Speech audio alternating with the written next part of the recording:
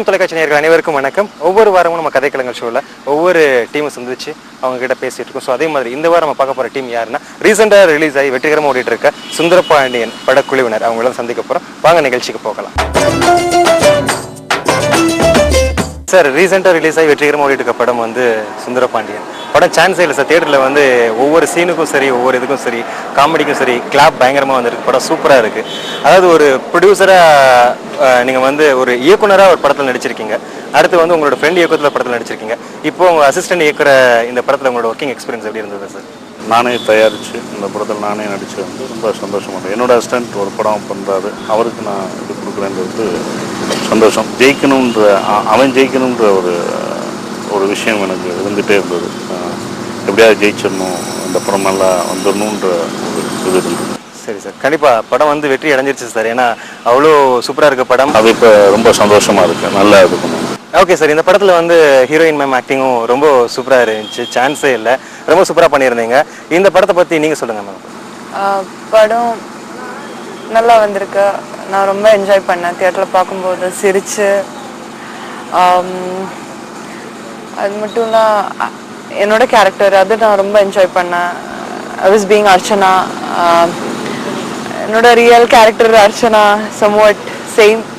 ரொம்ப பேசுவாங்க. So I like Archana lot. நான் ரொம்ப என்ஜாய் பண்ணேன் சார். இப்போ வந்து ஒரு ப்ரொடியூசராக இந்த படத்தை பற்றி சொல்லுங்கள் சார். இந்த படத்துக்கு ப்ரொடியூசர் என்னென்னா ஒரு புதுமுக இயக்குனர், யாரும் ப்ரொடியூஸ் பண்ண தயாராக இல்லாத போது ஸோ அதை நானே தயாரித்து இது பண்ணோம் அப்படின்னு பண்ணேன். சரி சார், ப்ரொடியூசராக சொல்லிட்டீங்க. இப்போ வந்து ஹீரோவாக அந்த படத்தை பற்றி சொல்லணும்னு என்ன சொல்லி? ப்ரொடியூசராகவும் ஹீரோவும் ரொம்ப சந்தோஷமாக இருக்குது. நல்லா போதில் இதை விட என்ன இருக்கும். இப்போது குருவோட சிஷ்யன் தயாரிச்சிருக்காரு இந்த படத்தை. ஸோ ஒரு குருவாக இருந்து படத்தை பற்றி கேட்கணும்னா இல்லை, எனக்கு பிடிச்சிருந்தது. அதாவது என்னென்னா, எனக்கு என்ன கதை சொன்னாரோ அதை அழகாக கொடுத்துருக்காப்பு. அதுதான் கதை என்னவா எனக்கு வந்து சொல்லும் போதும் கரெக்டாக இது பண்ணுன்ற ஒரு விஷயம். இந்த குரு சிஷன் போது தான் நானே இன்ட்ரொடியூஸ் பண்ணுறேன் அப்படின்னும் போது அந்த பயம் எனக்கு இருந்தது. அந்த பயம் இருந்தது. ஏன்னா ஒரு புதுமுக இயக்குனர், ஸோ என்கிட்ட வந்து வர்றான் ஒரு அசிஸ்டண்ட்டு, கரெக்டாக பண்ணணும், அவன் பண்ணணும் அப்படின்ற ஒரு பயம் எனக்குள்ளே அது உண்மையிலே இருந்தது. அதான் டிஸ்டர்ப் பண்ணது. இப்போ அது படம் வந்தவொடனே அது தெரிஞ்சிருச்சு. ஏன்னா அவன் வெற்றி பெற்று நல்லபடியாக போகணும், அதுதான் நம்ம ஆசை. நம்ம எந்த அதை பார்த்து ரசிக்கணும், அவ்வளோதான். ஓகே சார், இப்போ இந்த படத்துக்கு வந்து காமெடியனாக வந்து ஹீரோ, காமெடியனாக வந்து நம்ம பரட்டோ சரி சாரையும் அப்புறமா அப்புக்குடி சாரையும் வந்து இது பண்ணியிருக்கீங்க. அப்புக்குடி சார் வந்து இந்த படத்தில் வந்து ஒரு மெயின் ரோல், அவரை வச்சு அந்த கதையே மூவ் ஆகுதுன்னு கூட சொல்லலாம். அந்த அளவுக்கு படம் கொண்டு போயிருக்கீங்க.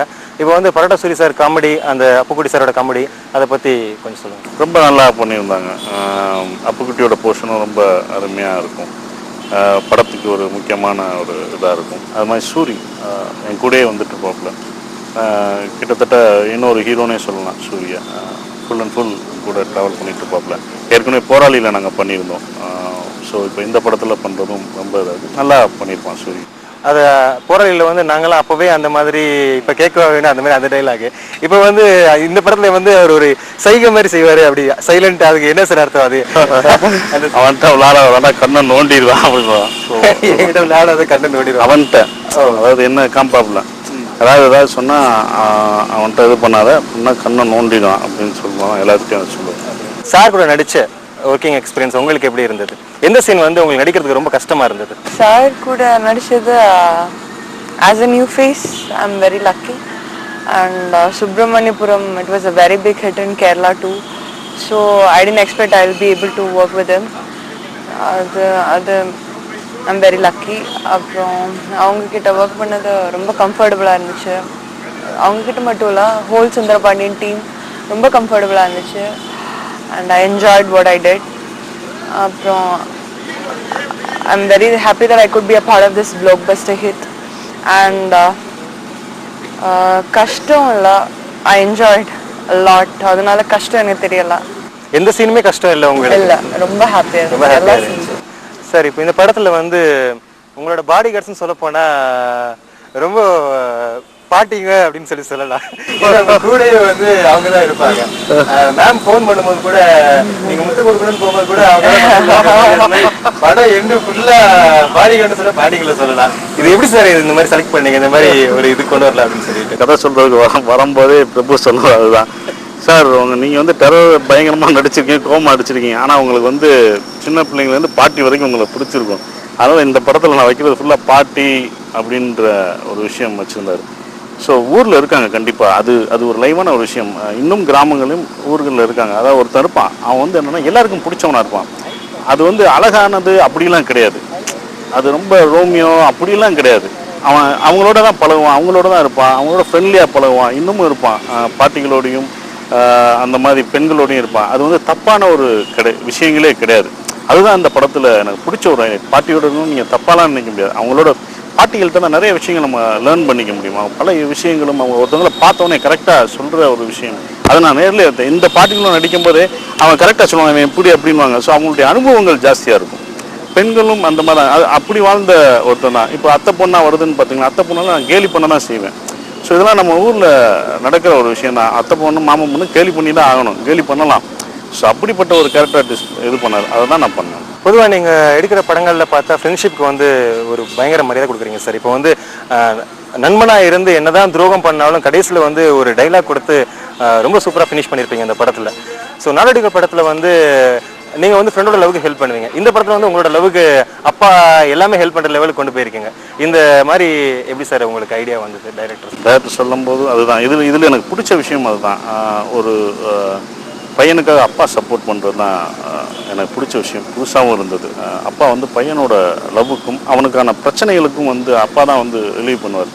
ஸோ அந்த இடத்துல நரேன் சார் வந்து என்னோடய அப்பா வச்சா ரொம்ப நல்லா பண்ணியிருப்பார். ஸோ அவனோட ஒவ்வொரு விஷயத்துக்கும் வந்து ஹெல்ப் பண்ணுவார். ஸோ அது வந்து ரொம்ப புதுசாக இருந்தது. ஏன்னா அதுதான் இன்னும் பண்ணிகிட்ருக்காங்க. ஸோ அந்த விஷயங்களை சொல்கிறது எனக்கு நல்லா இருந்தது. ஓகே மேம், பொதுவாக வந்து சசிகுமார் சார் படத்தில் நடிக்கிற ஹீரோயின் யாரப்பா இருந்தாலும் ஹீரோயினுக்கு வந்து தனி அது மாதிரி அவங்க நடிக்கிறது வந்து கதாபாத்திரம் வந்து ரொம்ப ஜாலியாக இருக்கும். தென் வந்து பார்க்குறதுக்கு நைஸாக இருக்கும். அது மட்டும் இல்லை, அவங்களால மறக்க முடியாத கேரக்டராக கூட இருக்கும். ஸோ இந்த படத்தில் வந்து நீங்கள் நடிக்கிறதுக்கு முன்னால் உங்களுக்கு நிறைய எக்ஸ்பெக்டேஷன்ஸ்லாம் இருந்திருக்கும். அந்த இதெல்லாம் வந்து இந்த படம் உங்களுக்கு ஃபுல்ஃபில் பண்ணிச்சா? ஃபுல்ஃபில் ஆயிடுச்சு. இதுக்கப்புறம் எக்ஸ்பிளனேஷன் தேவையில்லை, உங்களுக்கு பார்த்தாலே தெரியும். தேவையே இல்லை, நீங்களே சொல்கிறீங்க நல்லா பண்ணியிருக்கீங்க. அப்புறம் உங்களோட இதுதான் சார். நாடோடிகள் படம் பண்ணும்போது இன்டர்வியூலாம் கொடுத்துருந்தீங்க, ரொமான்ஸ் சீன் பண்ணுறதுக்கு வந்து ரொம்ப கஷ்டமாக இருந்தது அப்படின்னு சொல்லிட்டு. இப்போ இந்த படத்தில் எப்படி சார் ரொமான்ஸ் சீன் பண்ணுறது வந்து ஈஸியாக இருந்தது? எந்த கஷ்டமும் இல்லை. முதல் படத்தில் அந்த ரொமான்ஸ்க்கான விஷயம் நான் பண்ணிட்டேன். சுப்பிரமணியபுரத்திலே ஜெய்க்கு நான் சொல்லி கொடுத்துருப்பேன் எப்படி பார்க்கணும், சுவாதிக்கு சொல்லி கொடுத்துருப்பேன். ஸோ அதனால் எனக்கு ஒன்றும் பெருசாக கஷ்டமாக இல்லை. ரொமான்ஸ் சீன் வந்து ரொம்ப கஷ்டமாக இருந்ததா இல்லை ரொம்ப ஈஸியாக இருந்ததா? இவங்க நல்லா பண்ணுறாங்க, அப்போ நம்ம ஆப்போசிட்டில் இருக்கிறவங்களுக்கு எனர்ஜி பாஸ் ஆகும். So I was also doing ஈஸியாக இருந்தது equal to him, I think. I don't know. எல்லாமே அதான் சொல்கிறாங்க நல்லா. சார் இந்த படத்தில் வந்து நாடோடிகள் நீங்கள் பொதுவாக ஃப்ரெண்டு வந்து லவ் பண்ணுவார், அவருக்கு நீங்கள் ஹெல்ப் பண்ணுற மாதிரி போவீங்க. இப்போ இந்த படத்தில் வந்து ஃபஸ்ட்டு நீங்கள் ஆல்ரெடி லவ் பண்ணியிருப்பீங்க, அந்த பொண்ணை போய் சொல்லியிருப்பீங்க. அடுத்து வந்து ஃப்ரெண்டோட லவர்னு சொல்லிட்டு ஃப்ரெண்டாக வந்து பண்ணும்போது அடுத்து அவங்க உங்களை தான் லவ் பண்ணாங்கன்னு சொல்லி அந்த மாதிரி கேரக்டர் கொண்டு போயிருப்பீங்க, ஒரு கதை கொண்டு போயிருப்பீங்க. கடைசியில் வந்து பார்க்கும்போது நண்பனே வந்து உங்களை கொலை பண்ணுற மாதிரி உங்க கூட இருந்த நண்பன் நீங்கள் அவரை நம்பியிருப்பீங்க. ஸோ அந்த மாதிரிலாம் கொண்டு போயிருந்தீங்க கதையை. அப்படி இருந்தும் உங்களுக்கு அந்த கோவங்கள் இல்லாமல் அதோட டைலாக் கூட கடைசி கொடுத்துருப்பீங்க கிளைமேக்ஸில், நண்பன் குத்துனாலும் செத்தாலும் யார்ட்டையும் சொல்லக்கூடாது, இருந்தாலும் செத்தாலும் சொல்லக்கூடாது அந்த டைலாக். ஸோ இந்த மாதிரி ஃப்ரெண்ட்ஷிப்க்கு முக்கியத்துவம் கொடுத்து கதை எடுத்துகிட்டு இருக்கீங்க. இது எதை பேஸ் பண்ணி சார் இந்த மாதிரி ஃப்ரெண்ட்ஷிப்புக்கு மட்டும் செலக்ட் பண்ணி நீங்கள் இந்த கதையில் நடிச்சிட்டு இருக்கிறீங்க? நீங்கள் போராளி பார்த்தீங்கன்னா அது ஃப்ரெண்ட்ஷிப்கான கதை கிடையாது. சுப்பிரமணியபுரம் நாடோடிகளும் ஃப்ரெண்ட்ஷிப்கான கதை. போராளி வந்து ஃப்ரெண்ட்ஷிப்கான கதை கிடையாது, ஒரு தனி மனிதனோட போராட்டம் தான் அது. Man is a social animal அப்படின்ற ஒரு கான்செப்டில் பண்ண அதுதான். ஸோ போராளிக்கு அப்புறம் நான் பண்ணுறது ஃப்ரெண்ட்ஷிப். இது குறிப்பிட்ட ஃப்ரெண்ட்ஷிப்புன்னு கிடையாது. நான் நடித்தா ஃப்ரெண்ட்ஷிப் உங்களுக்கு வந்து அது இம்பார்ட்டண்ட்டாக தெரியுது. இதில் வந்து பார்த்தீங்கன்னா லவ் ரொம்ப இம்பார்ட்டன்ட் ரோல் ப்ளே பண்ணுது. ஒரு காதல், அந்த காதல் நோக்கி போகிற ஒரு விஷயம்தான். ஒரு சின்னதாக ஆரம்பித்த ஒரு விஷயம் அது எவ்வளோ பெருசாக இருந்த விஷயம். அதுக்கு ஃபேமிலி எப்படி சப்போர்ட். ஸோ ஃபேமிலி என்டர்டெய்னராகவும் அதில் இருக்குது, ஃபேமிலி எமோஷன் எல்லாமே இருக்குது. ஸோ எல்லாம் கலந்த ஒரு படம் தான் இது. நட்பு, காதல், ஃபேமிலி. ஸோ இது மூணும் கலந்த ஒரு விஷயம் தான் இந்த படமாக இருக்குது. சரி சார், இப்போ இந்த படத்துக்கு வந்து லொக்கேஷன் வந்து மதுரை உசிலம்பட்டி செலக்ட் பண்ணியிருக்கீங்க. என்ன காரணம் சார் உசிலம்பட்டி? பிரபு எனக்கு கதை சொல்லும் போது இது எங்கே நடக்குது கதைக்களம் அப்படின்னா கண்டமனூர், உசிலம்பட்டி. ஸோ தேனியை சுற்றி தான் இந்த படம் நடக்குதுன்னு சொன்னாப்போ, ஸோ அதனால தான் அதை சொன்னேன். கதைக்கிழமை அங்கே தான் இருக்கும். ஏன்னா அங்கே தான் பஸ் இன்னும் இருக்கும், அந்த மினி பஸ்ஸில் வர ட்ராவல் எல்லாமே அந்த கிராமத்தில் தான் இன்னும் இருக்கும். ஸோ அதை பேஸ் பண்ணி தான் அதை இது பண்ணியிருந்தார். இந்த படத்தில் வந்து நடிக்கிறதுக்கு ரொம்ப கஷ்டமான சீன் அப்படின்னு சொல்லிட்டு உங்ககிட்ட கேட்டால் நீங்கள் சொல்லுவீங்க, எந்த சீன்லேயே நடிக்கும்போது உங்களுக்கு ஏதாவது கஷ்டங்கள் இருந்ததா, இந்த சீன் ரொம்ப கஷ்டப்பட்டு நடித்தேன் அப்படின்னு சொல்லிட்டு? இருக்கும், அது நிறையா இருந்திருக்கும். அது ஒன்றும் கஷ்டம் இல்லாமல் எதுவும் பண்ண முடியாது. ஸோ ஒவ்வொரு ஷாட்டும் ஒவ்வொரு விஷயமும் கஷ்டப்பட்டு தான் பண்ண முடியும். பட் இஷ்டப்பட்டு பண்ணணும், அதுதான். வெறும் கஷ்டம் எனக்கு அப்படின்லாம் சொல்ல முடியாது. எல்லா படமும் எல்லா இதுவும் கஷ்டப்பட்டு தான் பண்ணணும். எதுவுமே கஷ்டப்படாமலாம் பண்ண முடியாது. பட் அது இஷ்டப்பட்டு பண்ணணும், என்ஜாய் பண்ணி பண்ணணும். அந்த பொண்ணு சொன்ன மாதிரி எதுவுமே நம்ம வந்து இஷ்டப்பட்டு என்ஜாய் பண்ணி பண்ணும்போது அது ரொம்ப ஈஸியாக இருக்கும். இன்வால்வ் பண்ணி பண்ணணும். ஓகே மேம், இப்போ வந்து உங்ககிட்ட படத்தோட டேரக்டரை பற்றி கேட்டிங்கன்னா எது சொல்லுவீங்க? பிரபு சார் அவங்களோட முதல் படம், ஸோ ரொம்ப எக்ஸ்பெக்ட் பண்ணி ரொம்ப ஹார்ட் ஒர்க் பண்ணியிருக்காங்க. ஸோ ஐ எம் ஹாப்பி அவங்களுக்கு நல்ல ரிசல்ட் கிடச்சிருக்கு. அண்ட் நான் பண்ணி அது ஹிட் ஆயிடுச்சு, அவங்களோட முதல் படம், அதுவும் ஐ எம் ஹாப்பி. அண்ட் அவங்க ரொம்ப பேஷண்ட்டாக சொல்லி தருவாங்க இது என்ன situation. So I was comfortable. It was good working with that. இந்த படம் வந்து மிகப்பெரிய ஹிட் ஆயிடுச்சுன்னு சொல்லலாம் சார். ஏன்னா இன்னைக்கே தியேட்டரில் போய் பார்க்கும்போது சரி, ஒவ்வொரு சீனுக்கும் சரி, அதாவது எப்படி சொல்கிறது, காமெடிக்கும் சரி, சீரியஸாக கொண்டு போகிற சீனுக்கும் சரி, எல்லா சீனுக்கும் வந்து நீங்கள் இந்த படத்தை சஸ்பென்ஸாகவும் கொண்டு போயிருப்பீங்க, தென் வந்து காமெடியாகவும் கொண்டு போயிருப்பீங்க, அடுத்து என்ன சீன் நடக்கும், என்ன நடக்க போகுது அப்படின்னு த்ரில்லாகவும் கொண்டு போயிருப்பீங்க, தென் ரொமான்ஸு எல்லாமே வந்து இந்த படத்தில் மிக்ஸ் பண்ணி ஒரு கதை வந்து ரொம்ப சூப்பராக இருக்குது சார். ஃபென்டாஸ்டிக்காக இருந்துச்சு. இந்த படம் ஹிட் ஆகிருக்குன்னு சொல்லிட்டு உங்களுக்கு நல்லாவே தெரிஞ்சிருக்கும். கண்டிப்பாக இனிமேல் நீங்கள் எடுக்கிற எல்லா படமும் சரி ஹிட் ஆகணும்னு சொல்லிட்டு உங்களுக்கு எங்கள் இமயம் டிவி சார்பாக வாழ்த்துக்கள் சார். சுந்தரபாண்டியன் டீம் இப்போ எல்லாரும் பார்த்துட்டு இருக்கோம். ஸோ தொடர்ந்து இன்னும் டீமில் இருக்க எல்லாரையும் சந்திக்கிறதுக்கு முன்னால் இப்போ ஷோவில் இருப்பது ஒரு சின்ன பிரேக்.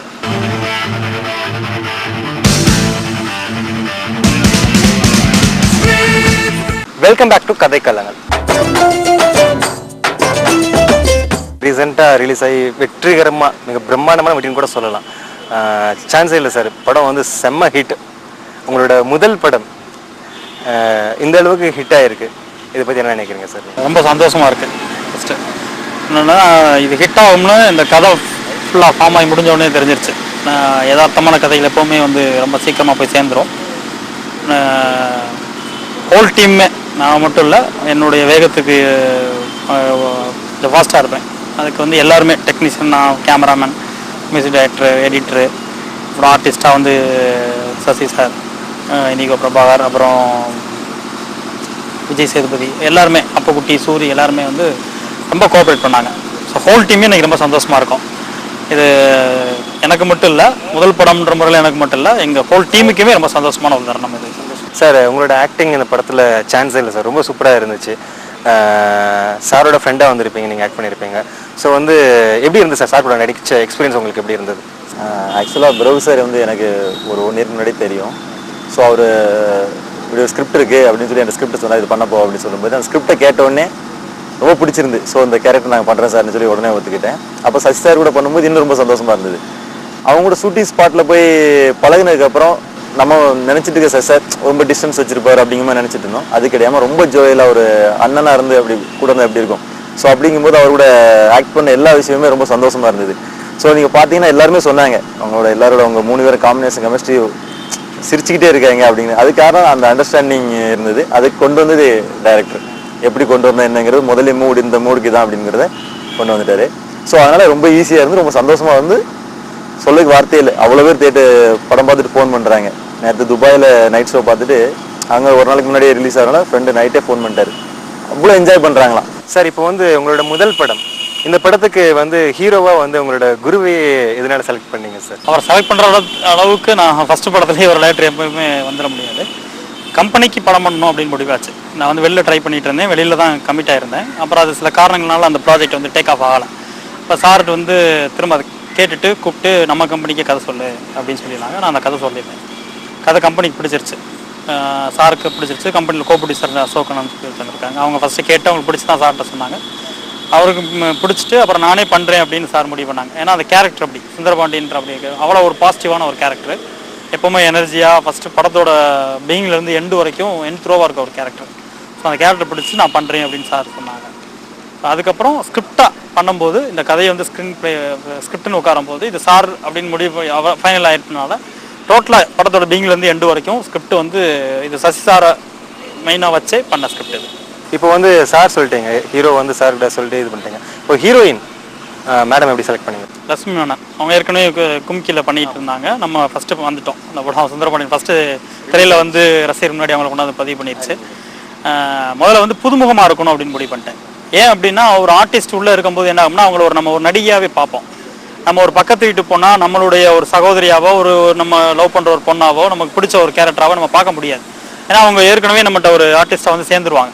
ஸோ ஒரு புதுமுகமாக இருக்கும்போது தான் நம்ம அவங்கள வச்சு எதுவுமே சொல்ல முடியும். எது சொன்னாலும் அதை வந்து நம்ம ஒரு யதார்த்தமான ஒரு பொண்ணை பார்க்க தோணும். அதனால் ஒரு புதுமுகம் அப்படின்னு தேடும்போது தான் கும்கியில் பண்ண அந்த பொண்ணு எங்களுக்கு ஃபோட்டோஸ் பார்த்தோம், ரொம்ப பிடிச்சிருந்துச்சு, கரெக்டாக இருப்பாங்க தோணுச்சு. போய் சாரோட ஃப்ரெண்டா சாரோட செலக்ட் பண்ணியிருக்கீங்க, எப்படி சார் சாரை செலக்ட் பண்ண உங்களுக்கு எப்படி தோணுச்சு? இனிகோ வந்து எனக்கு அழகுசாமி குதிரைக்கு முன்னாடி இருந்து பழக்கம்.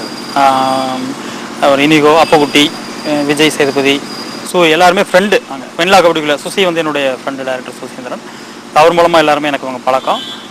எல்லாருமே ஃப்ரெண்டாக இருப்போம். ஃபஸ்ட்டு நான் டைரக்டர் அப்ரோச் அவங்ககிட்ட இல்லை, அவங்க ஆர்டிஸ்ட் இதில் வந்து என்கிட்ட பழகலை. அவங்க எல்லாம் ஃப்ரெண்டாக இருந்தோம். நான் இவங்க எல்லாத்தையுமே சொல்லுவேன், நான் ஃபஸ்ட்டு படம் பண்ணும்போது நீங்கள் எல்லாம் இருப்பீங்க அப்படின்னு சொல்லுவேன். அதாவது அவர் இனிகோவும் நானும் வேற ஒரு கதை சொல்லியிருந்தேன் அவருக்கு. அந்த கதை தான் நாங்கள் பண்ணுறதா இருந்தோம் ஃபஸ்ட்டு. அப்புறம் சில காரணங்கள்னால அது பண்ண முடியலை. இப்போ இந்த ப்ராஜெக்ட் பண்ணும்போது இதில் அந்த சசி அவருடைய கேரக்டருக்கு அடுத்து இருக்க ரொம்ப இம்பார்ட்டன்ட் கேரக்டர் தான் அறிவழகன்ற கேரக்டர். ஸோ அந்த கதை அவருக்கு தெரியும். சசி சாருக்கு அப்புறம் கரெக்டாக உண்மையை சொல்லணும்னா அவர் இனியோவுக்கு மட்டும்தான் அந்த படத்தோட கதை தெரியும். வேறு யாருக்குமே நான் கதை சொல்லலை. எல்லாமே நம்பிக்கைன்னு பேரில் பண்ணது தான். அவர் நல்லா பண்ணுவார், நல்லா இருக்கும் ஸ்கிரிப்ட் அப்படின்ற பேரில் தான் அப்புக்குட்டி, சூரிய எல்லாருமே பண்ணாங்க. அந்த கேரக்டர் ஒன்று அதை நீங்கள் பண்ணுங்க இன்றைக்கி வேணும்னு ஒன்றுமே யோசிக்கலை. எனக்கு விஜய் சேதுபதி கூட அப்புக்குட்டி, சூரிய யாருமே வந்து எனக்கு கதையும் கேட்கல, கேரக்டரும் கேட்கல. சொன்னோடனே பண்ணுறேன் சார் அப்படின்னாங்க. ஸோ அந்த நம்பிக்கை நான் காப்பாற்றிருக்கேன். கண்டிப்பாக சார். இப்போ அவங்களும் பண்ணிட்டாங்க, படமும் வந்து அவங்களோட ஆக்டிங் பெர்ஃபார்மன்ஸும் தப்புன்னு சொல்லவே முடியாது, அந்த அளவுக்கு சூப்பராக இருந்துச்சு. இப்போ இந்த படத்தில் வந்து காமெடிக்கு வந்து அப்புக்குட்டி சாரையும் பரோட்டா சூரி சாரையும் போட்டால் கரெக்டாக இருக்கும் அப்படின்னு சொல்லிட்டு எப்படி சார் ஐடியா வந்தது உங்களுக்கு? காமெடினாவே இன்னைக்கு இப்போ நம்ம சந்தானம் இருக்கார், சந்தானம், கஞ்சா கருப்பு, சூரி, இவங்க தான் இன்னைக்கு ஒரு 3-4 பேர் தான் இருக்காங்க அழுத்தமாக. சந்தானம் வந்து பொதுவாக வந்து சிட்டி சப்ஜெக்டில் தான் அவர் அடாப்ட் ஆகிருக்கார். ரொம்ப ஈஸியாக அவரால் ட்ராவல் ஆக முடியுது. நம்ம பண்ணுறது வந்து ஒரு வில்லேஜ் பேக்ட்ராப்பாக வச்சுருக்க ஒரு கதை. இது வந்து இப்போ ஏற்கனவே களவாணியாக இருக்கட்டும், வெண்ணிலா கபடிக்குள்ளே இருக்கட்டும், சூரிய ஆல்ரெடி ஸ்கோர் பண்ணி போயிட்டுருக்காரு. ஸோ அதனால் இந்த களம் அப்படின்னும் போதே சூரிய தான் வந்து நின்றார். இன்னொன்று வந்து போராளியில் ஆல்ரெடி சாரோட ஃப்ரெண்ட் அவர் பண்ணியிருக்கனால எனக்கு அவரை பண்ணணும்னு தோணுச்சு. அதாவது அப்புக்குட்டி வந்து இதில் காமெடின்றதையும் மீறி ஒரு நல்ல கேரக்டர் பண்ணியிருக்காரு, அழுத்தமான ஒரு கேரக்டர் பண்ணியிருக்காரு. இப்போ வந்து நீங்கள் லொக்கேஷன் வந்து இந்த படத்துக்கு மதுரை உசிலம்பட்டி செலக்ட் பண்ணியிருக்கீங்க. இதுக்கு முன்னாலேயே நீங்கள் வந்து இந்த படத்துக்கு அந்த ஊரை செலக்ட் பண்ணணும் அப்படின்னு சொல்லிட்டு உங்களுக்கு ஐடியா இல்லை? பொதுவாக வந்து தென் தமிழகத்து கதை அப்படின்னோடனே எல்லாருமே மதுரையை தான் பேஸ் பண்ணி போகிறாங்க. ஸோ அது இருக்கக்கூடாது அப்படின்னு முடிவு பண்ணேன். நான் வந்து ஃபஸ்ட்டு ஒரு முதல் படம் பண்ணும்போதே எதெல்லாம் இங்கே அழுத்தமாக பதிவாக இருக்கோ அதெல்லாம் நம்ம படத்தில் இருக்கக்கூடாது. அதுதான் நான் மைண்டில் எடுத்துக்கிட்ட விஷயம். ஸோ மதுரை இது இருக்கக்கூடாது அப்படின்னு முடிவு பண்ணியாச்சு. அப்போ அது இல்லாமல் வேறு என்ன அப்படின்னும் போது தேனி வந்து என்னென்னா இது வரைக்கும் பாரராஜ சாருடைய காலகட்டங்கள்லேருந்து இன்றைக்கி வரைக்கும் தேனினாவே ஒரு வறண்ட கிராமங்கள் தான் பொதுவாக அழுத்தமாக பதிவாக இருக்குது. ஆனால் தேனி வந்து அப்படி ஒரு பசுமையான பகுதி. ஏன்னா தென்மேற்கு தொடர்ச்சி மலையுடைய இடம் ஆரம்பித்து போகிற இடம். ஆனால் அதை விட்டுட்டு தான் எல்லாருமே காமிச்சிட்டு இருக்காங்க. நான் அங்கே தான் படித்தேன், அந்த ஏரியாவில் தான் படித்தேன். எனக்கு அதனால் வந்து அதோட பசுமையாக அழுத்தமாக பதிவு பண்ணணும்னு ரொம்ப ஆசை. ஸோ மதுரை இல்லை வேணான்னு முடிவு பண்ணோடனே தேனி உசிலம்பட்டி தான் தோணுச்சு. அது கதை எழுதும்போது வந்து 68 நாள் நான் தனியாக போய் கதை நடக்கிற இடத்துலையும் நான் தங்கி எந்த அசிஸ்டன்ட் என்னோட யாருமே கூட்டி போகாமல் நான் தனியாக உட்காந்து ஸ்கிரிப்ட் எழுதினேன். யாரோட ஹெல்ப்பும் நான் எடுத்துக்கல. ஏன்னா முதல்ல வந்து நம்ம சுயமாக வந்துடணும். 2 பேரை வச்சு கதை பேசியோ பழகிட்டோம் அப்படின்னா அதுக்கப்புறம் நம்ம அவங்களோட யாரோ ஒருத்தருடைய உதவி நமக்கு தேவைப்பட்டுக்கிட்டே இருக்கும். ஸோ வளரும் போதே நம்ம தனிச்சு வந்துடணுன்ற ஆசை எனக்கு. அதனால் நான் அங்கேயே போய் இருந்து அங்கேயே டெய்லி பஸ்ஸில் ட்ராவல் ஆகி எனக்கு நிறைய கேரக்டர்ஸும் நிறைய சின்ன சின்ன சீனும் எனக்கு அங்கே கிடச்சிச்சு. காலையில் பஸ்ஸில் அப்படியே அந்த பசங்க காலேஜ் பசங்க பொண்ணுங்கள்லாம் போகிற பஸ்ஸில் போகிறது, திரும்ப மதியம் வந்து ரெஸ்ட் எடுத்துட்டு ஈவினிங் உட்காந்து ஸ்கிரிப்ட் எழுதுறது அப்படியே இருந்தேன். அதனால் அந்த லொக்கேஷன் எல்லாமே வந்து ரொம்ப ஈஸியாக என்னால் ஷூட்டிங்கில் போயிட்டு நிறைய லொக்கேஷன் அங்கே போய் அன்னன்னைக்கு நான் செலக்ட் பண்ணதான். அங்கேயே நான் ட்ராவல் பண்ணது, நான் 68 நாள் ட்ராவல் பண்ணது எனக்கு ஈஸியாக. அதனால் ஈஸியாகிடுச்சு உங்களுக்கு என்ன லொக்கேஷன் என்ன மாதிரி சீன் எடுக்கணும் அப்படின்னு சொல்லிட்டு. சார் இப்போ இந்த படத்தில் வந்து அதாவது ஒரு ஹோல் டீமே வந்து எல்லாமே நல்லா ஆக்ட் பண்ணியிருக்காங்க. ஸோ இவங்களோட ஆக்டிங் பர்ஃபார்மன்ஸ் இவங்க நடிக்கும் போது இந்த படத்தில் ஒர்க் பண்ண எல்லா ஒர்க்கர்ஸு, எம்ப்ளாயர்ஸ், தென் வந்து ஆக்டர்ஸ், ஹீரோ, ஹீரோயின் எல்லாத்தையும் நீங்கள் என்ன விதமாக சொல்வீங்க சார்? ஃபஸ்ட்டு வந்து என்னென்னா நம்ம ஹோல் டீம் வந்து நம்ம ஒரு டைரக்டர், அது ஃபஸ்ட்டு பட டைரக்டர் வந்து யார் என்ன அப்படின்னு தெரியாது. ஆனால் முதல்ல ஒரு ஃபஸ்ட் நாள் ஷூட்லேயே 2 நாள் ஒரு 3 நாள்லேயே வந்து நம்மளை அவங்க ஜட்ஜ் பண்ணிடுவாங்க. ஏன்னா நமக்கு முதல் படம், மற்ற யாருக்குமே அது முதல் படம் கிடையாது. எல்லாம் வந்து மாதத்தில் 4 படம் ஒர்க் பண்ணிட்டு வருவாங்க, லைட்மேன் இன்க்ளூடிங் அவங்க. ஸோ ஸோ அவங்க வந்து ஒரு மணி நேரத்தில் எடை போட்டுருவாங்க, இந்த டைரக்டர் நல்லா படம் பண்ணுவான், இந்த படம் நல்லா வரும் வராதுன்னு சொல்லிட்டு. நான் ஃபஸ்ட்டு தெளிவாக வந்து பீனிங்கே முடிவு பண்ணிட்டேன். ஒரு நாளில் வந்து நம்ம அழுத்தமாக எல்லாத்துக்கும் ஹோப் கொடுத்துடணும். சொல்லக்கூடாது இது இந்த படத்தோடைய கதையவோ இதோட வீரியம் என்னன்றது சொல்லக்கூடாது. ஆனால் எடுக்கிற சீனில் எல்லாருக்கும் வந்து ஹோப் வந்துடணும். ஹோப் வந்துட்டு அதுக்கப்புறம் நான் அவங்களை இழுத்துட்டு வர வேண்டிய அவசியம் கிடையாது, அவங்களே ட்ராவல் ஆயிடுவாங்க. ஸோ ஃபஸ்ட் நாள் ஷூட்லேயே வந்து சாங் தான் பண்ணான். ஃபஸ்ட்டு ரக்கே முழுத்தியன் சாங்கோடைய 4 சீக்வன்ஸ் பண்ணேன் ஃபஸ்ட் நாள். அந்த 4 சீக்வன்ஸுமே 4 லொக்கேஷன், 3 ஷிஃப்டிங் 4 லொக்கேஷனில் பண்ணோம். அங்கே நான் பண்ண வேகமும் அங்கே அந்த ஆர்டிஸ்ட்டை வாங்கின பெர்ஃபார்மும் ஃபஸ்ட் நாளே ஹோப் வந்துருச்சு ஹோல் டீமுக்கு. அதுக்கப்புறம் நான் அவங்களை இழுத்துட்டு வரவே இல்லை, எல்லாரும் என்னை விட இன்வால்மெண்ட்டாக இருந்தாங்க, ஆகிட்டாங்க. ஃபுல் படத்தோட அப்படியே ஃபுல் ஒன்றிட்டாங்க. சார் இனியும் சார் இப்போ வந்து நீங்கள் இந்த படத்தில் ஒரு முக்கியமான ரோல்னு கூட சொல்லலாம். கடைசியில் பார்த்தா சசிகுமார் சாரை கூடவே பழகி கடைசியில் கத்தியால குத்துற லெவலுக்கு அந்த மாதிரி சீன். ஸோ அந்த மாதிரி சீன் நடிக்கும் போது உங்களுக்கு இந்த மாதிரி ஸ்டோரியில் இந்த கதை இருக்குது, இந்த ஒரு குத்துற மாதிரி சீன் இருக்குது அப்படின்னு அந்த சீன் நீங்கள் பண்ணும்போது உங்களுக்கு என்ன தோணுச்சு சார் அந்த சமயத்தில்? அந்த சீன் வந்து அதுதான் எனக்கான சீன், தனித்துவமாக நிற்கக்கூடிய ஒரு அழுத்தமான பதிவாக அந்த கேரக்டர் ஸ்கோர் பண்ண வேண்டிய இடம் டைரக்டர் அதுதான் சொல்லி. அது மட்டும் இல்லை, அந்த ஃபைட் சீன் எடுக்கும்போது நாங்கள் யாருக்கிட்டையும் பேச விடாமல் பண்ணி டோட்டல் மைண்ட் செட் பண்ணிட்டாரு. ஸோ அந்த மைண்டில் நாங்கள் அங்கே போய் நின்னாலே ஆக்சுவலாக அந்த மூடில் நின்ன ஃபீல் வந்துருச்சு நிஜமா. 8 நாள் கிளைமேக்ஸ் எடுத்தோம். 8 நாளுமே வந்து யாரோடையும் பேச மாட்டாங்க ஆர்டிஸ்ட், இதில் பேசக்கூடாது. ஸோ அப்போ சொல்லும்போது இதுதான் இருக்கணும், அந்த அறிவுலகன் கேரக்டர் இதை மீறக்கூடாது, எந்த இடத்துலையுமே ஒரு ரியாக்ஷன் கூட எங்கே மீறக்கூடாது அப்படிங்கிறது டைரக்டரோட ஒரு இதை விருப்பம். ஸோ மீற விடவே இல்லை, நாங்கள் என்னன்னாலும் அவர் அதை இது பண்ணார். ஸோ அந்த இடத்துல பண்ணும்போது அந்த நான் குத்திட்டு அந்த விஷயம் பண்ணும்போது டைரக்டர் எனக்கு அவ்வளோ சந்தோஷம், ஃபர்ஸ்ட் டைம் கிளாக் பண்ணார். ஏன்னா நான் நினைச்ச இதை நீங்கள் கொடுத்தீங்க அப்படின்னு ரொம்ப சந்தோஷப்பட்டார். அது எனக்கு அவ்வளோ சந்தோஷமா இருந்தது. ஸோ நீங்கள் ஸ்க்ரீனில் பார்க்கும்போது அந்த இடம் வரும்போது அப்படி பக்குன்னு இருக்கும். அதில் அவர் குத்துறதை விட அந்த முகத்தில் சசி சாரோட தள்ளி விடுவார். அந்த இடத்துல அவர் கண்ணை மூட்டி இப்படி தள்ளி விடும்போது டைரக்டர் எனக்கு கை தட்டினார். ஸோ எல்லா ஆடியன்ஸ் தேட்டர்லேயே அப்படிங்கிறாங்க அந்த இடத்துக்கு. அது சொன்னார், அதே மாதிரி இருந்தது. ஆக்சுவலாக பிரபு சாரை நம்பி தான் நான் வந்தேன். உண்மையிலே பிரபு சாரை வந்து அது ஒன்றுமே சொல்லதுக்கு வார்த்தையே கிடையாது. அதான் சரியான இடத்துல அப்படி காப்பாற்றி விட்டார். ஸோ இந்த படம் அப்படிங்கிறது சொன்னார், நீங்கள் உங்களுக்கு அழுத்தமான படமாக இருக்கும், இன்னொரு சசிசாருக்கு அடுத்தது நீங்கள் இருப்பீங்க, அழுத்தமாக இருக்கும், சும்மா இருக்காதுன்னு. அதே மாதிரி இருக்குது, ரொம்ப சந்தோஷமா இருக்குது. இந்த படத்தில் வந்து சசிகுமார் சார் வந்து பொதுவாக இந்த படத்துக்கு ஒரு ஹீரோன்னு கூட சொல்ல முடியாது. ஏன்னா நடித்த சாரும் சரி அப்புக்குட்டி சாரும் சரி 3 பேருமே ஹீரோன்னு கூட சொல்லலாம். ஏன்னா அந்த அளவுக்கு கதை சஸ்பென்ஸாக கொண்டு போயிருக்கீங்க.